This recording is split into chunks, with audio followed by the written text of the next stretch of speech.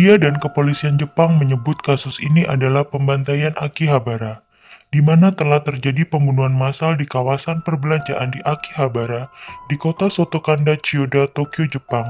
Pada tanggal 8 Juni 2008, pukul 12.33, seorang pria menabrak kerumunan dengan truk yang menewaskan 3 orang dan melukai 2 orang.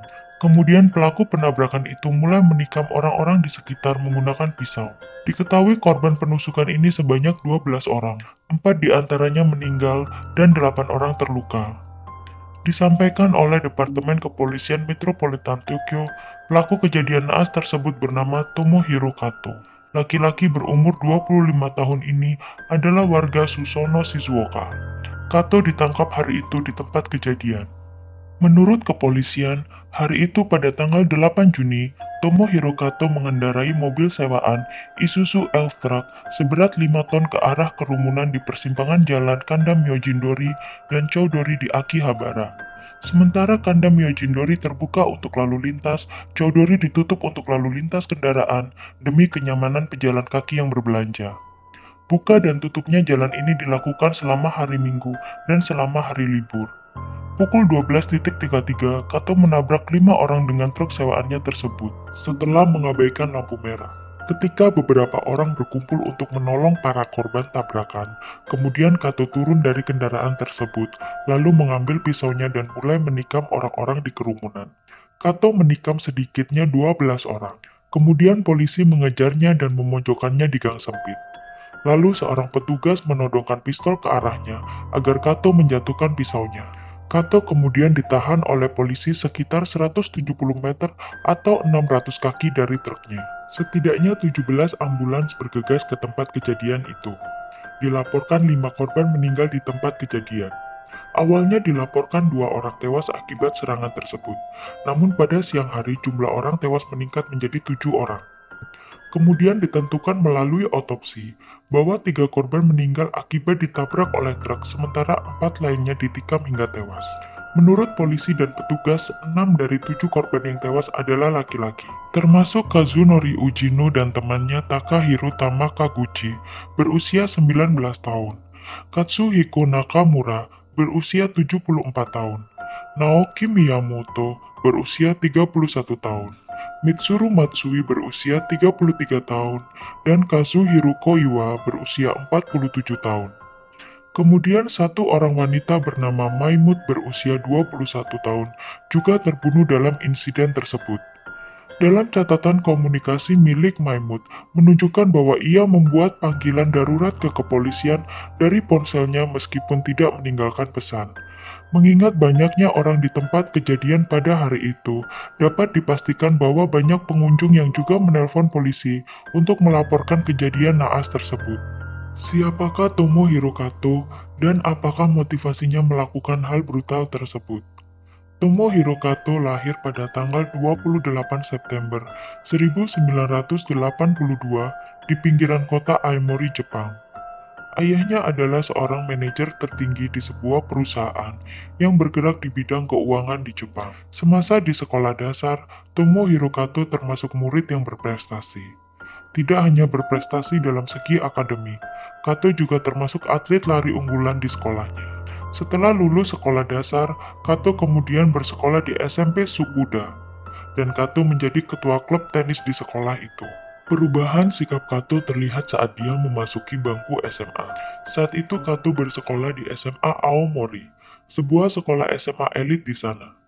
Saat duduk di bangku sekolah menengah atas tersebut, Kato mulai menyadari bahwa dia bukanlah murid yang populer di sekolah itu, baik kepopulerannya di mata teman-teman sekelasnya atau dalam peringkatnya di sekolah.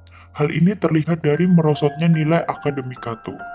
Setelah lulus SMA, Kato gagal dalam ujian masuk perguruan tinggi Universitas Hokkaido yang cukup bergengsi di Jepang. Hal ini membuat Kato banting setir dan mulai berlatih sebagai montir mobil di Nakanihon Automotive College. Di sana dia dipekerjakan sementara di sebuah pabrik suku cadang mobil di pusat prefektur Shizuoka. Menurut keterangan dari saudara laki-laki Tomohiro Kato, bahwa hubungan Kato dengan orang tuanya sangat tidak harmonis. Bahkan Kato juga sering tidak pulang ke rumah. Orang tua Kato adalah seseorang yang mengedepankan pendidikan. Mereka mempunyai standar yang tinggi kepada anak-anaknya, bahwa sang anak harus sangat unggul dalam bidang akademis.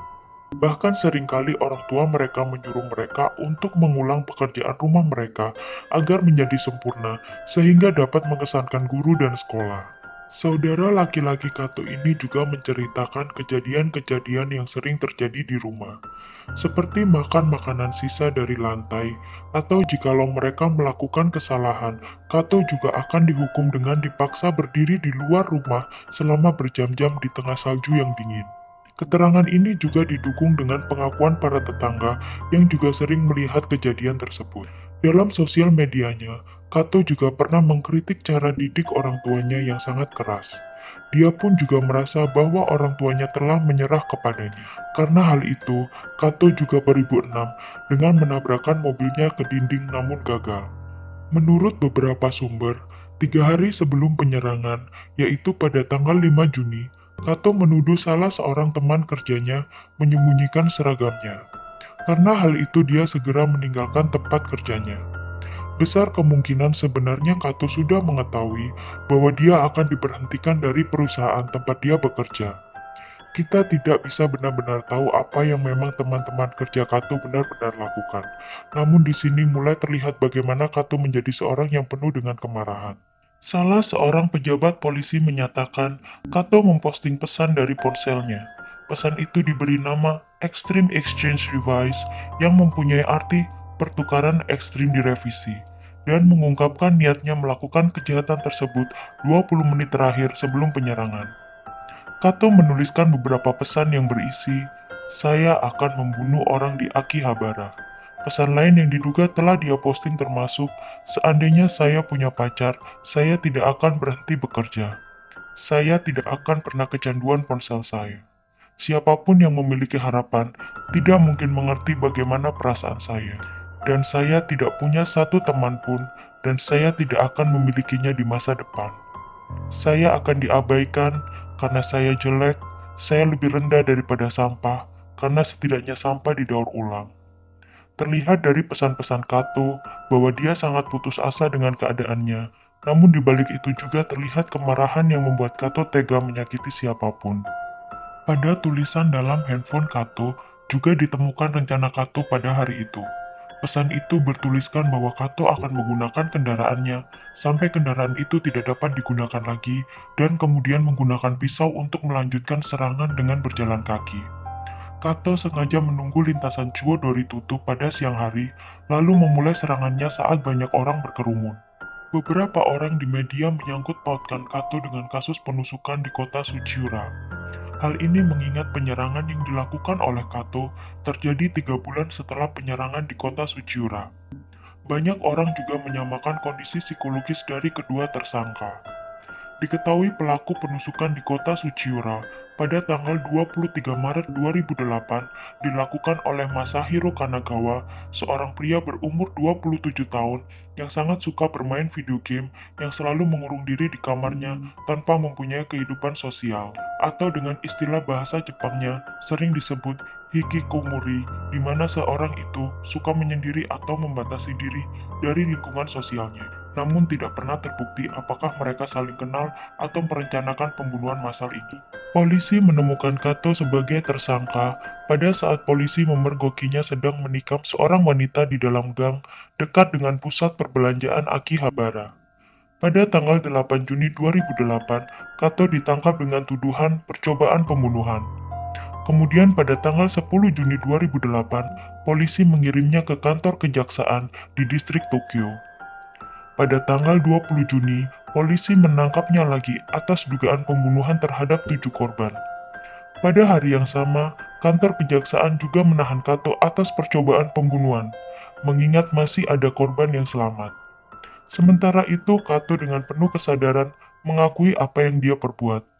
Karena hal itu, kepolisian juga menuntut kejaksaan untuk melakukan observasi pada kejiwaan Kato. Dan hal itu disetujui oleh pengadilan distrik Tokyo. Menurut keterangan Kato, dia sengaja menghapus semua kontak dan catatan komunikasi dari ponselnya sesaat sebelum serangan. Tujuannya adalah untuk menjaga orang-orang di sekitarnya. Kato juga mengatakan tujuannya memposting pesan online dengan harapan polisi akan memperhatikan dan kemudian menghentikannya. Menurut laporan penyidikan dari kepolisian, Kato membeli perlengkapan menyerangnya 2 hari sebelum serangan dari sebuah toko perlengkapan militer di Fukui sekitar pukul 12.40. Kato menghabiskan sekitar 20 menit di toko untuk membeli tongkat teleskopik, sepasang sarung tangan kulit, dan 2 buah pisau. Sementara dilihat dari kamera CCTV toko, Kato terlihat berbicara dan tertawa dengan penjual sambil memperagakan gerakan menusuk. Kato dikabarkan datang ke Akihabara sehari sebelum penyerangan untuk menjual komputer pribadinya dan beberapa perangkat lunak elektronik miliknya guna mengumpulkan uang untuk menyewa truk yang dia gunakan menabrak para pengguna jalan di Akihabara pada hari itu. Kejadian ini menjadi headline di media Jepang. Masyarakat pun banyak yang tidak menduga kejadian seperti ini akan terjadi. Masyarakat sangat terpukul mengingat korban tewas dan korban luka-luka, serta tekanan secara psikologis bagi mereka yang saat kejadian berada di tempat itu. Masyarakat berpikiran bahwa kota atau tempat tinggal mereka adalah tempat teraman dari kejahatan dan kekerasan. Oleh karena kejadian ini, pemerintah nasional Jepang mengatakan akan meninjau undang-undang yang akan mengatur kepemilikan senjata tajam. Komisi Keamanan Publik Metropolitan Tokyo mengumumkan bahwa praktik penutupan Chuodori yang telah berlangsung selama 35 tahun pada hari Minggu dan hari libur akan ditangguhkan sampai langkah-langkah keamanan ditinjau ulang. Praktek penutupan jalan Chuodori pada hari libur akhirnya dibuka kembali pada tahun 2011.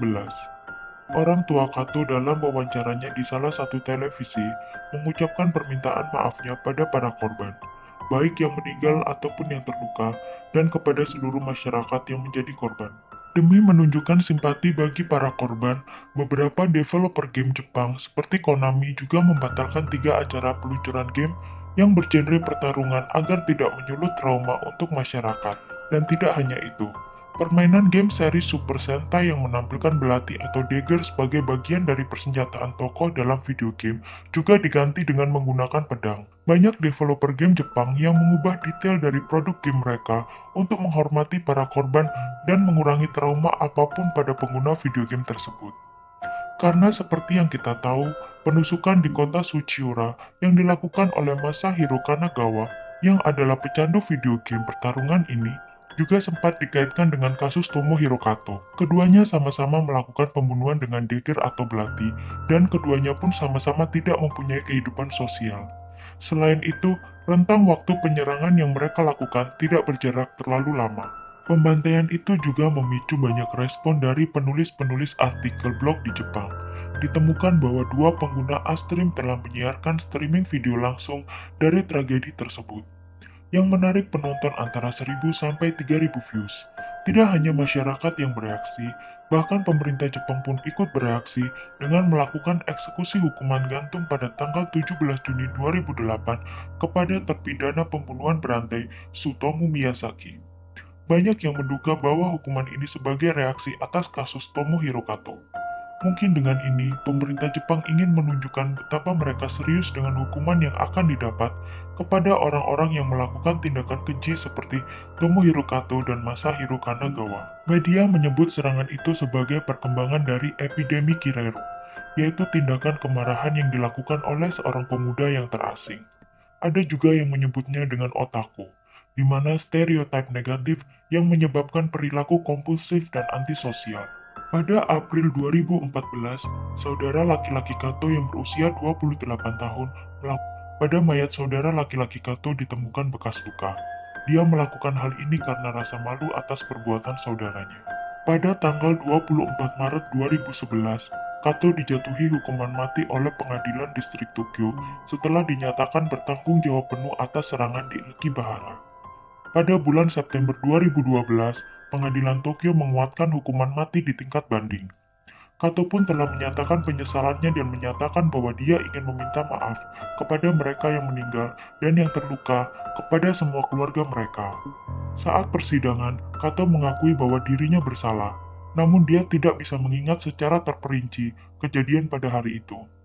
Mahkamah Agung menguatkan hukuman mati pada 2 Februari 2015. Kejadian penyerangan dan pembunuhan seperti ini pernah terjadi 7 tahun yang lalu di Jepang. Di tahun 2008 pun ditemukan beberapa kasus serupa.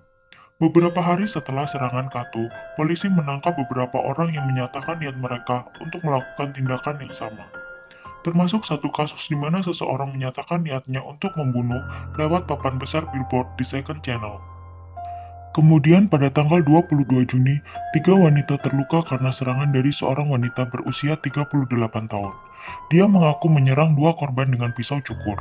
Oleh karena itu, Perdana Menteri Yasuo Fukuda menyatakan rasa khawatirnya melihat begitu maraknya kasus penyerangan terjadi. Menurut Badan Kepolisian Nasional, terdapat 67 serangan acak terjadi antara tahun 1998 sampai 2007. Dan kasus-kasus lain semacam ini juga masih terjadi di Jepang. Badan Kepolisian Nasional Jepang pun mulai bertindak serius, bahkan menangkap siapa saja yang mengungkapkan niatnya untuk melakukan penyerangan serupa.